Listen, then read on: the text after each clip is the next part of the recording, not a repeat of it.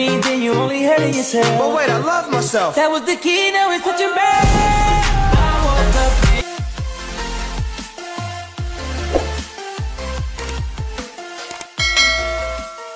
Hi guys, I'm Marlene and for today's vlog is itatry ko ulit mag DIY hair color. What?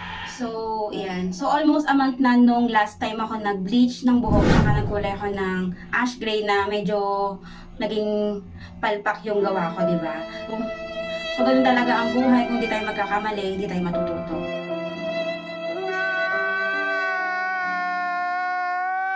So, dahil nga naalis ko na nailagay kong dark color dito sa buhok ko, yung ash brown or ash gray, gamit nitong Sora Color Remover Shampoo. So, ito na siya guys. Yan. Naipahinga ko naman siya ng ilang araw na, almost 5 days na mula nung ginamit ko to. So, I decided na magkulay ulit kasi nga ang gusto ko talagang kulay is yung very light ash blonde. So dahil ano naman, 1 month naman na nung last time ako nag-bleach, so pwede na siguro yung buhok ko. Then, naalagaan ko rin naman siya ng gamit nitong product guys. Diba nag-dry yung buhok ko. So gumamit ako ng Bremod din. Itong Bremod Band Intense Moisturizing Hair Mask. Ito siya guys. So, leave-on siya. After kong maligo, tapos kapag nag-dry na yung buhok, ng 60 to 80%, nilalagyan ko na siya nitong leave-on na Bremod Hair Mask. Maganda siya guys, tapos mabango. Tapos kapag nag-dry na yung buhok mo, hindi siya malagkit sa buhok. Parang wala ka lang nilagay, parang ka lang nag-conditioner, tapos malambot yung buhok mo after na matiyo. So, maganda talaga siya. Kaya bumili nga ako guys nito ng 5 piraso para marami akong stock. Kasi nga, so, dahil nga nag-bleach ako ng buhok, so kailangan ko itong alagaan sa treatment para hindi siya masyadong mag-dry, tsaka hindi siya bumuhaghag. So, ayan. So, kailangan ko na siyang karirin na alagaan tong bleach hair. So, meron pa ako isang ginagamit guys, itong Bremod or Argan Oil. Ayan. Bremod Argan Oil. Kasi na-search ko din guys na yung Argan Oil is maganda sa mga nagbe-bleach ng hair. Lalo na yung mga nagdadry yung buhok, tsaka mga frizzy hair, mga split ends. So maganda tong pag pinahid mo. Kaya ayan, parang medyo shiny yung buhok ko. Pero ang maganda dito guys, hindi siya rin malagkit. Hindi katulad nung, halimbawa mga baby oil na ordinary baby oil lalagay mo sa buhok mo. Parang ang init-init sa buhok. So ito hindi siya ganun. Ayan. Malambot siya sa buhok ganyan na guys. Oh. Diba? Mula nung nag-Brazilian ako ng buhok, ito lang yung ginamit ko, itong dalawa. After kong maligo, conditioner lang. Ang ginagamit kong conditioner guys is itong Dove Serum. Hiyang kasi akong buhok ko dito guys eh. After ko nito, pagatiyo, itong hair mask, taka. Pag tiyon-tiyon na yung buhok ko guys, saka ko siya lalagyan ng itong argan oil. Dito lang sa mga dulo-dulo, ang marami ko nilalagay. Tapos yung iba, yung natitira sa kamay ko, pinapahid ko na lang sa taas. Kasi mas dry itong ilalim. Gamit itong product nito is malaki talaga na itulong niya sa hair ko para mawala yung kanyang pagka-dry and frizzy. So, search nyo na sa Shopee guys, meron silang mga ganito. So, before ako magkulay ulit ng gusto kong kulay, yung very light ash blonde is mag-a-apply ulit muna ako ulit ng bleaching. So, i-bleach ko ulit yung buhok ko kasi nasa medium, ano pa lang siya guys eh. Nasa level, parang 6-7 pa lang tong kulay na to ng bleach ko. So, para mag-lit pa yung color niya, mag-lighten pa. And then, para ma-achieve ko din yung gusto ko talagang kulay, mag-apply muna ako ulit ng hair bleaching. So, ito ulit yung gagamitin kong pang bleach, yung Bremod Hair Brightener. So, saglit ko lang siya ibababad. Siguro kasi nga, light na naman tong buhok ko. So, same process pa rin kung ano yung ginawa kong pag-bleach noon, nung una kong ginawa yung pag-bleach. So, ganun pa rin yung gagawin ko ngayon. Then, so this time, ang gagamitin ko ng pangkulay guys is Bremod pa rin, pero itong kanilang premium series. Ito. Medyo mas mataas yung price ito kaysa dun sa kulay green na ordinary na Bremod na hair color. So, ang sabi kasi ang sabi kasi mas maganda to compare dun sa isa. So, Bremont Premium Series, Bremont Premium Series Cocoa Butter Hair Colorant. So, ang kulay na pinili ko guys is 1013, which is very light. 1013 very light ash blend. So, ayan, ito lang ang gagamitin ko. Wala na akong ihahalong iba para walang maging problema sa gagawin ko ulit na pagkukulay. Aussie, Aussie, Aussie, yeah. Come on, baby, come with me. Gusto kitang makagay. Araw-araw magmamay.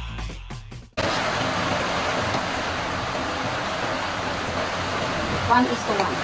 So, kung ilang grams tong ang kulay, ilang din dapat yung lagay na ko.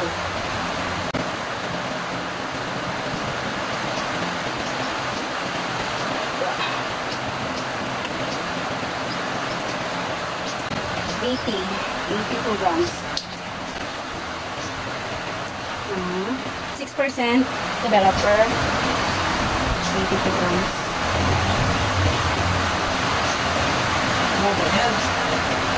Ilalagay na ako nito guys, Bremont. Yung buhok ko ulit, haluan ko siya ng konting keratin.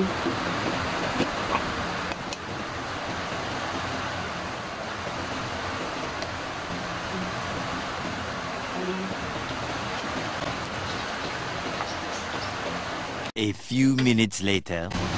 Ayan na! Ayan na! Ayan na! Ako ay nalulula. Ayan na guys, nag-light na yung buhok ko. Success! Ayan, na-achieve ko na guys. Tapos medyo pantay na rin yun, diba?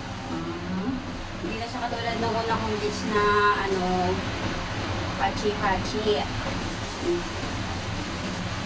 So, magpuproceed na tayo sa ating hair color. So, naano ko na siya kanina. Na-mix ko na siya. Ito siya. Very light ash blonde. Ng Bremont Premium Series.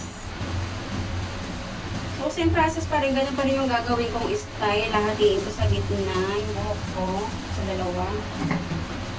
Kasi pag sarili mo lang, mas madali yung tapos. So, hindi na ako nag-try ulit ng pinag-ahalong kulay kasi baka naman yung mga sa buhok ko. Gaya nung ginawa ko nakaraan. Mukha akong unicorn. Iba-iba yung naging kulay. So, alam nyo guys, parang nakatulong talaga sa buhok ko yung ginamit ko na hair mask tsaka argan oil. Nakita nyo naman, di ba, nag-bleach ako. Hindi na siya ganun ka-dry. Katulad nung una. Sobrang buhagag talaga nangyari nun. Itutuloy ko na lang yung paggamit nun hanggang maging healthy na yung buhok ko ulit.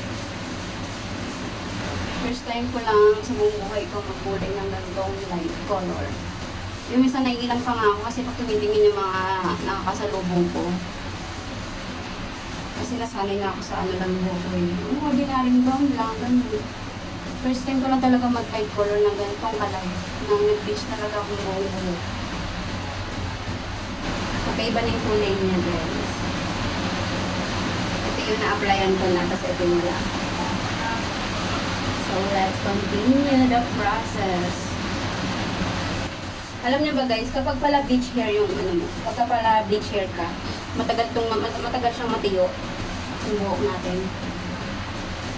Lalo na rin kapag gray buhok mo, matagal talaga matiyo. Tapos, kapag bleach hair ka, tapos bagong ligo ka, huwag ka muna magsusuklay ng buhok. Hayaan mo lang siyang matiyo. Kasi sigurado pag suklay mo, ilan na lang natira sa buhok mo. Gusto ko kalbo, kaso lang hindi marunong yung nagugupit. Tsaka nagda-dry siya lalo pag sinusuklay. Kaya ang ginagawa ko ngayon, pag naliligo ako, hinahayaan ko lang siya matiyo. Sa hangin. Tapos tsaka ko siya lalagyan ng treatment, yung hair mask, tsaka yung argan oil. Pag tiyo na siya. Kulay na siya. Alam niyo ba guys, nakakatakot din mag-DIY lalo pag first time pa lang. Kaya dapat handa ka rin sa sarili mo kung ano nangyari. Tsaka dapat mag-research muna tayo bago natin gawin. Alam niyo ba yung vlogger na napanood ko? Sa ibang country siya. Lagi siya nag-bleach ng hair, tapos nagkukulay. Parang content na niya, ganun. Tapos, dahil kakableach niya, di ba, parang nagkulit-kulit na yung buhok niya. So, may binili daw siya sa parang drugstore na hair treatment. Yung para maging straight yung buhok niya, hindi na daw siya plancha ng buhok. Yun, nung in-apply niya sa buhok niya, nung ginandawan niya, lagas ang buhok niya, at kalbo siya. Pagkaligo niya lahat, hair po lahat. Iyak siya. So yun pala, huli na niyang nalaman doon sa instruction na hindi yun pwede gamitin ng naka-bleach hair. Hindi siya nagbasa ng instruction nung ano binigyan niyang pinahid niya sa buhok niya. Iyak siya na iyak. Ang ganda pa naman niya. Pero yun, baka ganyan naman sa kanya kasi maganda yung mukha niya. Yun nga lang, nakalbo siya. Tapos, ang ginamit pala niya guys is pang relax. Pang straight ng buhok. Yun, kaya kalbo siya. Kaya dapat kung gagawa tayo ng mga DIY guys, is magre-research muna tayo. Para hindi tayo makakamali. So dito, sa ginawa ko, pagkakamali ko lang, sinira ko yung buhok ko. So handa naman ako doon kasi alam ko nakakasira talaga bleach. So ready naman ako sa mangyari. Hindi tayo expert guys sa ganitong mga gagawin natin, mga DIY. Is ang kalaban natin din is mag-research muna. Mag-research muna tayo bago natin gawin. Para hindi tayo magsisi.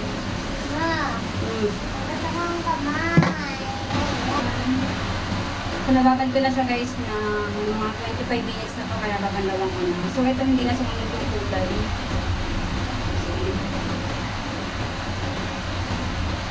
So, baka masobrang tayo sa babat. Babanlawan ko na siya. Good luck. Kung gusto ko yung pinalabas. Saka, in fairness guys medyo pantay na yung kulay. Nag-improve na yung pagkuhan ko. So, nag-improve na ng konti yung aking pag-DIY. Mobile Legends, ang ganda kasi ng color niya. Very bright, very vibrant. Kaya kung makita mo dito, ang ganda ng graphics. Ito yung ginagawa ko guys. So, pag ganyang medyo, medyo matiyo-tiyo na yung buhok ko, ilalagyan ko na siya nitong hair mask ng Brembo. Ito yung consistency niya. Yay! Ginagawa mo! Nasaan na? Yan. Ganun siya, para siyang conditioner. Inuuna ko muna lagyan tong ilalim ng buhok ko kasi nandun yung pinaka-dry na area.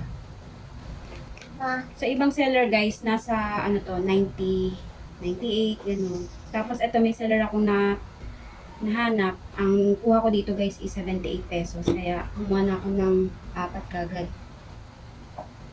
Yung una kong binili, bali 5 na siya lahat. Yung una kong binili nasa 98, 99 or 98 yata. Tapos yung nakita kong seller ng huli, 78 pesos. So kumuha na ako ng 4 para marami akong stock. Malagay mo na ako, diba? Hindi ako. Kapag medyo talagang tiyon-tiyon yung buhok ko, lalagyan ko na siya nito. Ng argan oil. Di sa dulo-dulo lang guys. More moments later. So this is the final look guys. Oh my god. I love it. I like it.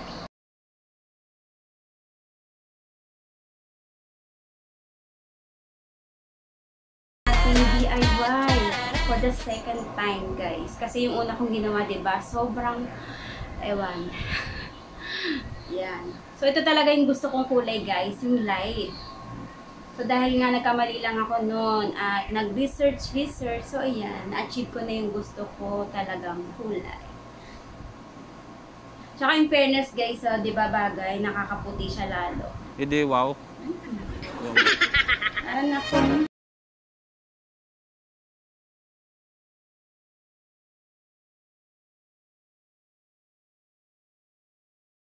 So, ang masasabi ko dito guys sa dito sa Bremont Premium Series Cocoa Butter is maganda siya.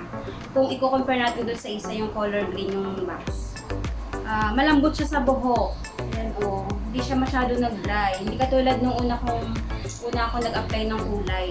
Pagkatapos ko magbanlaw, ramdam na ramdam ko yung roughness ng buhok ko. Nung after ko magkulay. Ito, malambot siya guys. Ayan. Ang ganda na. Wait ka na.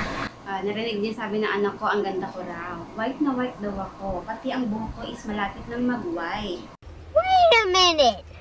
Who are you? So yan lang guys for today's video. Ang masasabi ko lang guys is, yan, nasatisfied na ako dito sa ginawa kong DIY hair color. So ang dami nang pinagdaanan ng buhok ko, diba? Halos nag-dry na siya. So ang dami ko rin treatment na sinubukan para lang bumalik siya sa pag-healthy ng buhok ko. So itutuloy ko lang yung paggamit ko ng mga product na nasimulan ko ng gamitan itong Bremond product.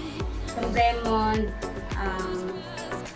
Bang Intense Moisturizing Hair Mask, Lip-On. Then, itong Bremond Argan Oil. Tapos, itong pinaka-highlights nating product. Itong Bremond Premium Series Cocoa Butter Hair Colorant. Ang ganda niya talaga gamitin, guys. So, that's all for today's video, guys. Hope you enjoy watching. Thank you and see you on my next video. Bye!